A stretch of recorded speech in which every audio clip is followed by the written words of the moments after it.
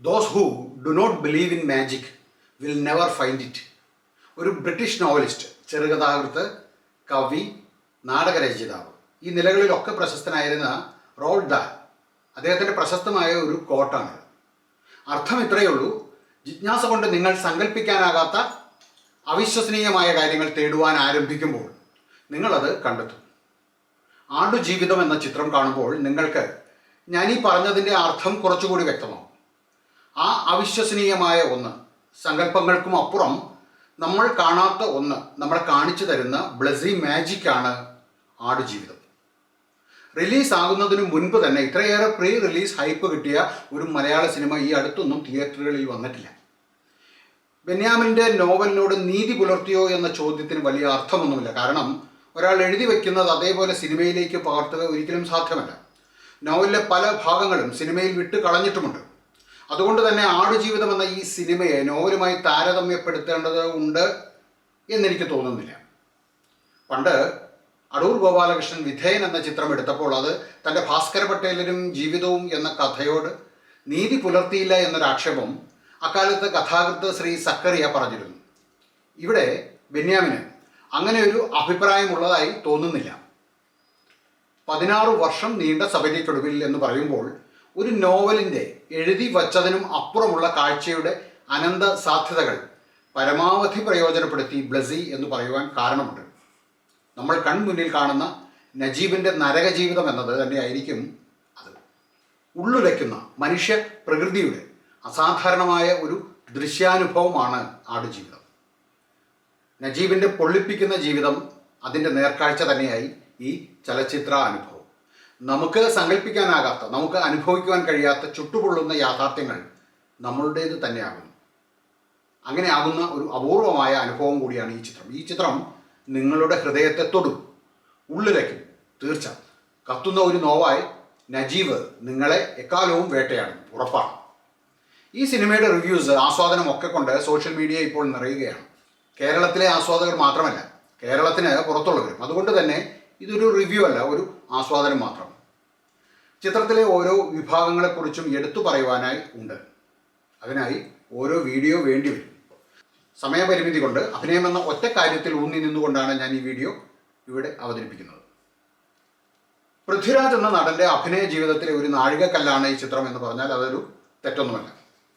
ഡയലോഗുകൾ വളരെ കുറച്ച് മാത്രമേ ഈ ചിത്രത്തിലുള്ളൂ. എന്നാൽ പൃഥ്വിരാജ് എന്ന നടൻ തൻ്റെ എക്സ്പ്രഷൻസിലൂടെ കാര്യങ്ങൾ കാണികളിലേക്ക് സന്നിവേശിപ്പിക്കുന്നത് അത് വളരെ ക്ലിയറാണ്, വ്യക്തമാണ്. അദ്ദേഹത്തിൻ്റെ ബോഡി ട്രാൻസ്ഫോർമേഷൻസ്, അതിന് അദ്ദേഹം എടുത്തിരിക്കുന്ന കഷ്ടപ്പാടും ബുദ്ധിമുട്ടും, 30 കിലോയോളം തൂക്കം കുറയ്ക്കുക, ഇതൊക്കെ അവിശ്വസനീയമായ കാര്യമാണെങ്കിലും പൃഥ്വിരാജ് എന്ന നടൻ തൻ്റെ അഭിനയ ജീവിതത്തിൽ ആദ്യമായി ഒരു ചിത്രത്തിൽ സൂക്ഷ്മാഭിനയത്തിൻ്റെ സാധ്യതകൾ എങ്ങനെയാണ് പ്രയോജനപ്പെടുത്തിയത് എന്നത് ഈ ചിത്രം നമുക്ക് വെളിവാക്കി തരുന്നുണ്ട്.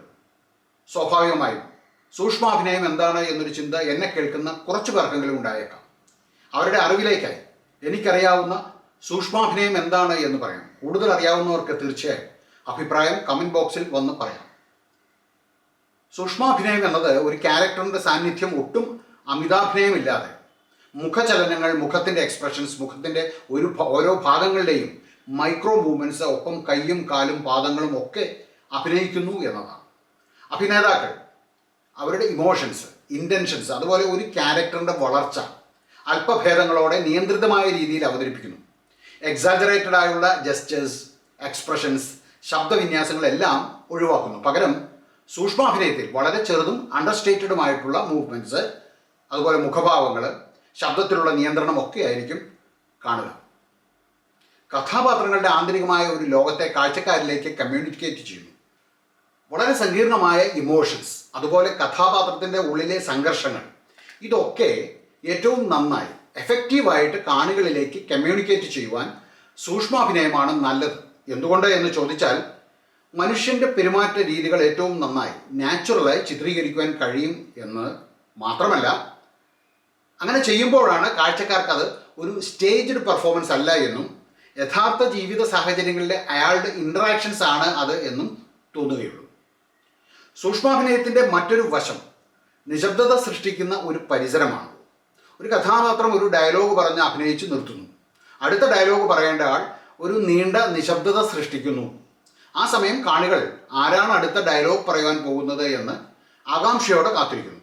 അങ്ങനെ അവർ ഓരോ കഥാപാത്രത്തിൻ്റെയും മുഖത്തേക്ക് മാറി മാറി നോക്കുന്നു. എന്നിട്ട് വികാരങ്ങൾ തിങ്ങി നിറയുന്നു എന്ന് തോന്നുന്ന ഒരു മുഖത്തിലേക്ക് എത്തുമ്പോൾ അവിടെ നിൽക്കുന്നു.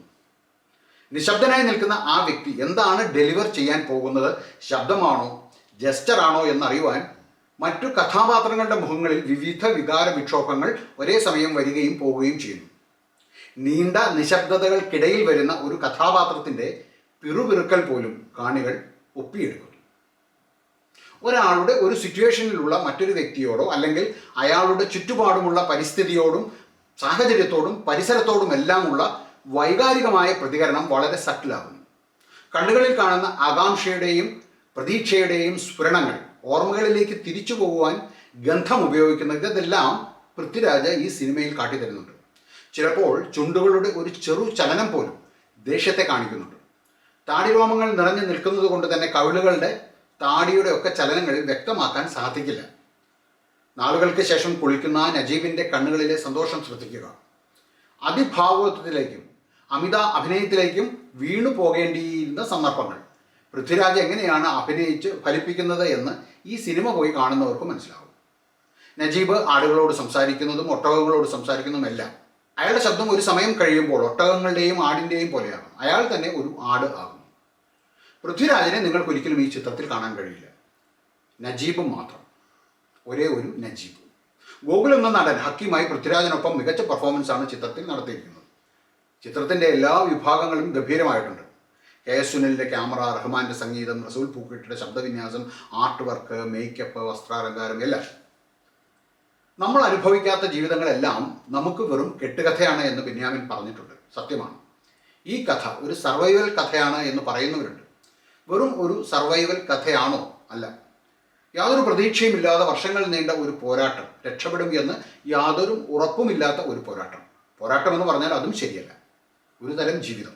ഇങ്ങനെ എത്ര നജീബുമാർ ഇപ്പോഴും ഇങ്ങനെയുള്ള തടവറകളിൽ ഉണ്ടാകും നമുക്കറിയില്ല. കാരണം നമ്മൾ അനുഭവിക്കാത്ത ജീവിതങ്ങളെല്ലാം നമുക്ക് വെറും കെട്ടുകഥയാണ്. ഈ ചിത്രം എൻ്റെ അഭിപ്രായത്തിൽ കേരളത്തിൽ നല്ല എല്ലായിടത്തെയും എല്ലാ യുവജനങ്ങളും ചെറുപ്പക്കാരും കുട്ടികളും എല്ലാവരും കാണേണ്ട ഒരു ചിത്രമാണ്. കാരണം അവരെ കാണിക്കേണ്ട ചിത്രമാണ്. ഏതൊരു ജീവിത സാഹചര്യത്തെയും എങ്ങനെയാണ് നേരിടേണ്ടത്, അല്ലെങ്കിൽ ആത്മഹത്യ ചെയ്തു പോകാവുന്ന നിമിഷങ്ങളെപ്പോലും എങ്ങനെയാണ് മാറ്റിവെച്ച് ഒരാൾ ജീവിതത്തിലേക്ക് തിരിച്ചു വരുന്നത് എന്ന് പഠിപ്പിക്കുവാനും ഈ ചിത്രം കഴിയുന്നുണ്ട്. അതുകൊണ്ട് തീർച്ചയായും എല്ലാ മക്കളെയും ഈ ചിത്രം കാണിക്കണം എന്നുകൂടിയാണ് എൻ്റെ അഭ്യർത്ഥന.